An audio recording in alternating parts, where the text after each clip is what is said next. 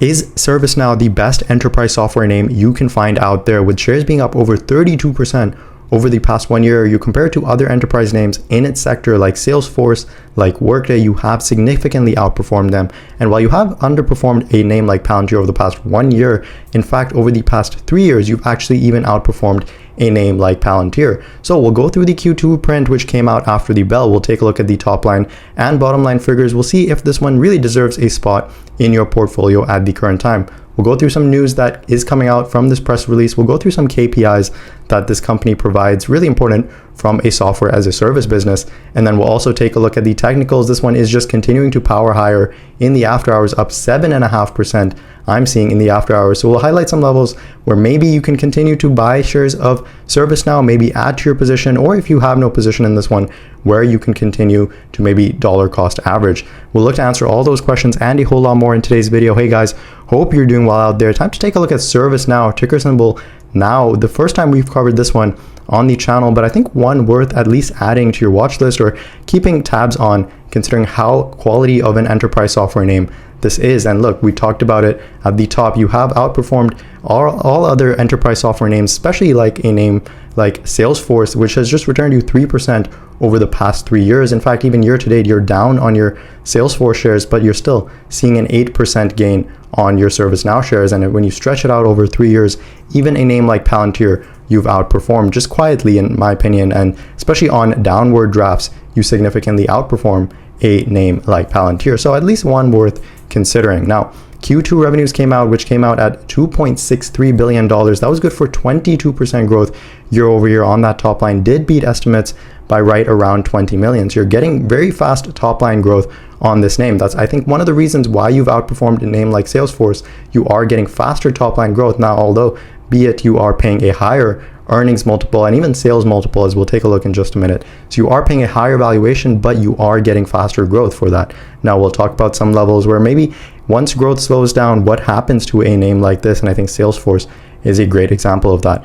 In terms of bottom line earnings, that came in at $3.13, did beat estimates by right around 29 cents. So ServiceNow coming in with a double beat. I think that is also propelling shares higher in the after hours. Now they have some different revenue segments. The most important one is the subscription revenues. That represents a growth of 23% year over year. That was roughly $2.54 billion of their 2.63 total revenue figure. Now, similar to a Salesforce or an Adobe, this company provides you remaining performance obligations, which basically just highlights the next couple of quarters, really the next 12 months, what business is looking like, how customers are continuing to spend over at ServiceNow. They're seeing remaining performance obligations at $18.6 billion. That would represent 31% growth year over year, and then 31.5% growth if you account for constant currency. And then on top of that, you are seeing a little bit of a change in their at least top line leadership, as president and chief operating officer did depart the company, and then they announced a new chief interim product officer. I think not a huge deal, but something that does factor into your long-term thesis of having a good, strong management team at the helm of this company. Now, as we look ahead to the next couple of quarters for ServiceNow, they are really continuing to expecting that strong top line growth of right around 20%. So for the upcoming Q3, you're expecting 20.5% growth on that top line, with revenues at $2.76 billion. So we head into Q4, that would be roughly another 20.5% growth, nearing $3 billion from a quarterly perspective. And then look, we head on into 2025 and you're maintaining that 20% growth rate. So certainly as you can continue to maintain that, yeah, this company can continue to at least deserve that higher earnings and higher sales multiple into the next year. Similarly, on the earnings side, you are expecting 20% bottom line earnings per share growth, despite this company, we'll see, is still diluting you a little bit. You are expecting a ton of stock-based compensation. So even accounting for that, you are still expecting roughly 20% EPS growth into next year. And look, like we said, that provides it a premium earnings multiple of 57 times, a forward earnings multiple that doesn't account for the after hours gain of nearly 7%. So keep that in mind. This earnings multiple likely will go up just a little bit tomorrow. And then into next year, you're still paying a 48 times a forward earnings multiple for next year. So while you're getting tremendous growth on this company, both from a top line and bottom line, you're certainly paying the price for it. You're basically paying 2 times a PEG ratio for the earnings growth that you're getting over at ServiceNow. While that might not be a bad thing, at least today, if the growth rates certainly tend to slow down, maybe in 2025, those revenue growth rates slip just even a little bit. Yeah, a company like Salesforce, really a good indication on what happens when a high value software as a service name shows that revenue is slowing down just a little bit. So that is really your risk with a company like ServiceNow. This company, as long as it maintains those revenue growth rates of right around 20%, I think the valuation on this will be just fine. If those growth rates slip though, the valuation will come down in a quick amount of time. Now, in terms of Q3 guidance, this company provided really in line to what Wall Street anticipated. 2.66 up to 2.6 billion, 2.67 billion is what they anticipate. That is on the subscription side. Estimates were closer to 2.68. And then for the full year, they are raising their revenue outlook by roughly $33 million up to 10.57, all the way up to, call it 10.59 billion. That would represent another 22% growth on a year-over-year basis. So look, we said this company, as long as they maintain that growth rates, you can justify, at least to some extent, a higher valuation. Now, as we continue to push up past a 50, if not 60 times earnings multiple, it's hard to say how much more multiple expansion you can get on a already $160 billion market cap of a company.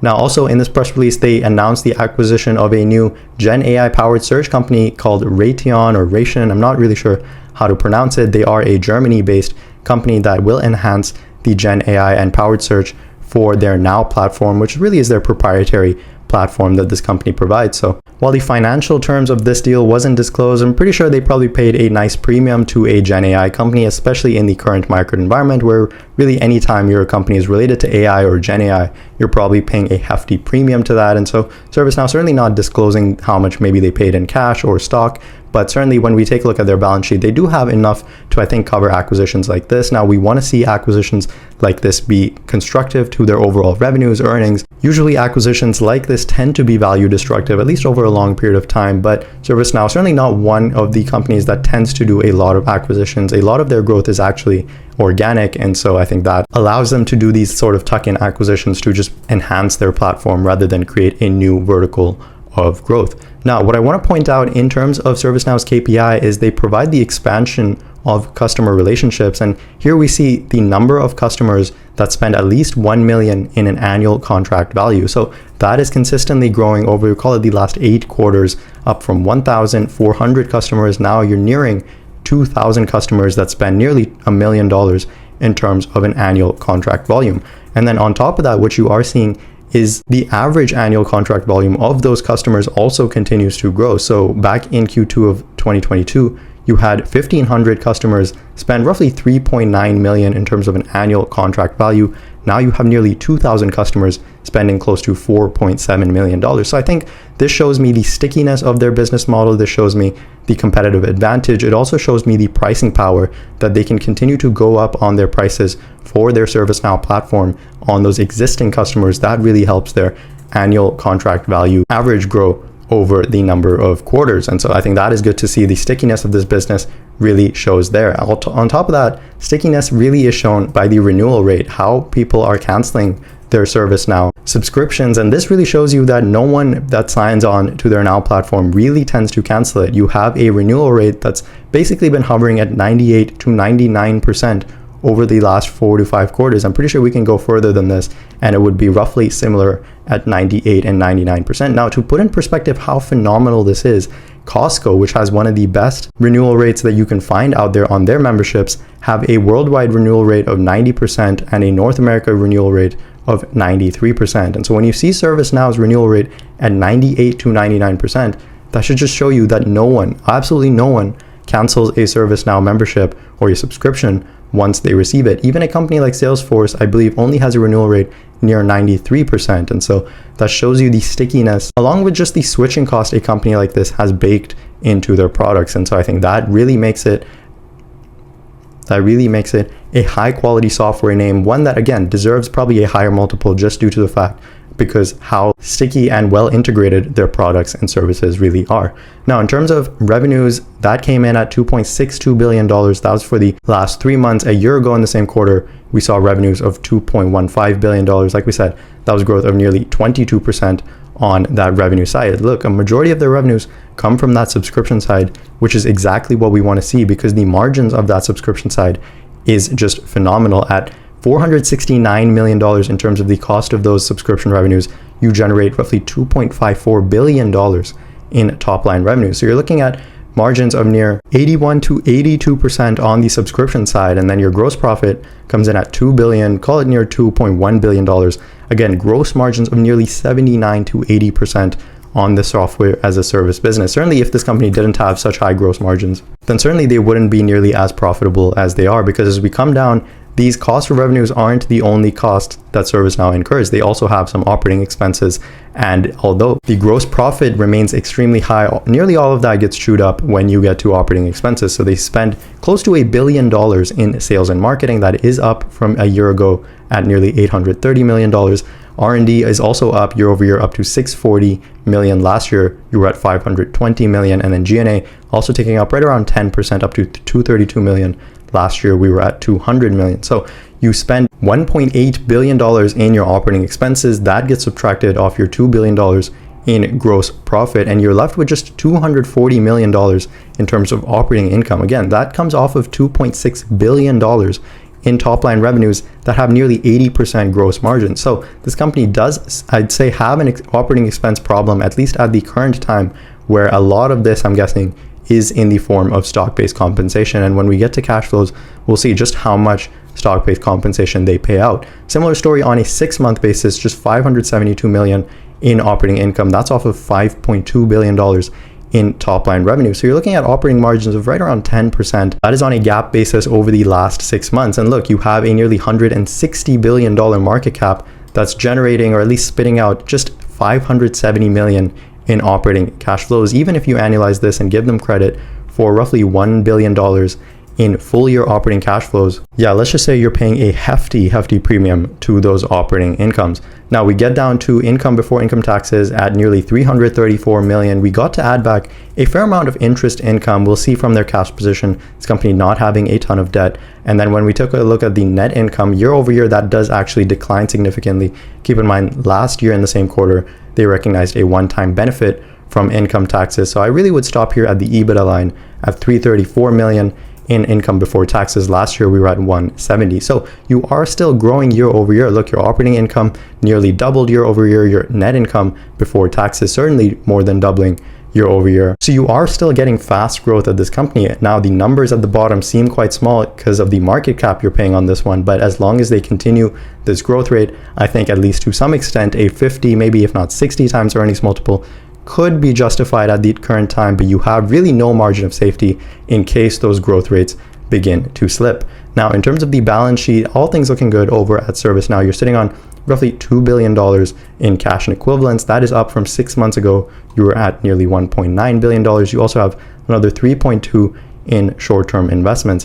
When we come down to their liability side, they don't have any short-term debt. Most of their current liabilities sit in the current portion of deferred revenue, which really I wouldn't consider as a liability. We see this a lot with companies like Adobe, Salesforce, where they've sort of provided these services, just haven't recognized the revenues yet. And so you can really strip that out from current liabilities. At least that's how I would do it. And then you have this long-term debt figure of right around $1.5 billion. So you don't have a ton of debt. In fact, you have nearly double of that in cash and short-term investments. So from a balance sheet perspective, really everything you would expect from a SaaS business like this.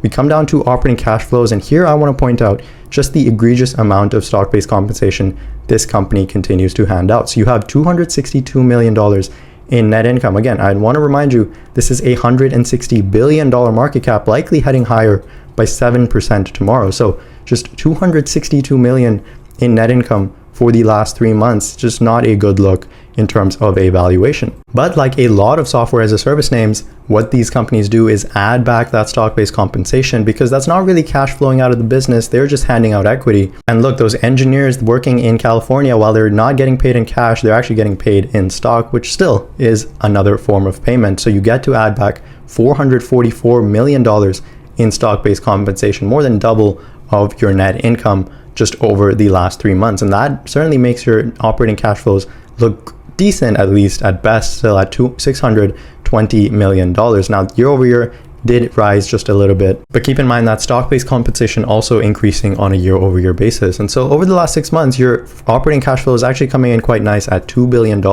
Even if we give them credit for close to $3 to $4 billion, you're looking at just close to a 2% free cash flow yield, which, look, while isn't bad on the surface, when you actually take out the stock-based compensation and account for that in your free cash flow yield, yeah, that's not a great free cash flow yield, and you are paying certainly a premium for this company. Now, they don't have a ton of capex, just $262 million in the most recent quarter, gives them around $400 million in free cash flow that they don't have a ton to use on. They certainly buy some short-term investments and marketable securities. They don't do a buyback, and you don't get a dividend with this one. So certainly not like Salesforce that is more mature. While the growth is slower, you are getting that buyback and a dividend over at Salesforce.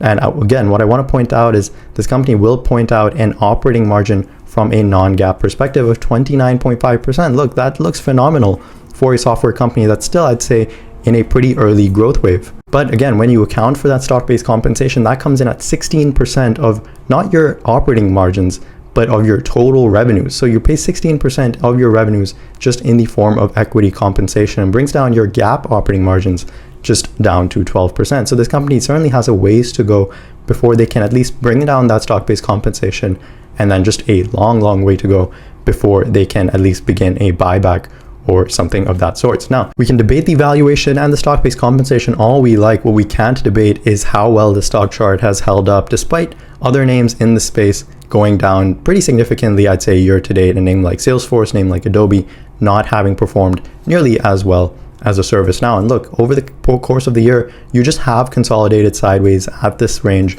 somewhere call it up to $730, all the way up to basically at $800 is where you hit your head. Now, in the after hours, you're all the way up to $784. So look, if these gains continue in the after hours, if this company opens up tomorrow, you probably have a pretty good chance you're coming up to $800. At that point, it is sort of decision day over at ServiceNow. Do you continue higher from this level? Certainly, if you break through this $800 level, put up a nice big green candle up to call it $813, $814 a share, you have a pretty good chance you continue on this rally. You can really come up to $830 and higher at $840 in a hurry. Now, certainly at that point, the valuation wouldn't be supported for a name like this. So what I would actually expect is it comes up here to $800 and actually gets rejected once again, and then maybe continues to trade in this channel between $730 all the way up to $800. Now, from a support trend line, you do have a sort of long-term uptrend supporting it back from October of 2022. And your first level to pick this one up would be really on a rebound back test to the support line. Even at that point, if you wanted 10 shares with ServiceNow, I wouldn't go and dump all 10 shares in as soon as it backtests into this line, because look, you still have an expensive valuation that doesn't really support this stock at these levels all too much, at least in my opinion. So maybe if you wanted 10 shares, you pick up one share, maybe a fractional share, considering shares are nearly $800 a piece with this one. So if you wanted 10 shares, maybe you pick up one. So at least now you have skin in the game, and then you continue to watch this on your watch list. And if it continues to head lower, I'd say a first level of support underneath this trend line should be around $700 from a psychological perspective. That could act as a support, also from a level of previous resistance back in December of last year, and then also as a level of support from May of this past year. As long as the growth rates remain strong, I don't really see a reason why the stock will continue to head lower. Certainly it has the opportunity to, and if it does continue underneath $700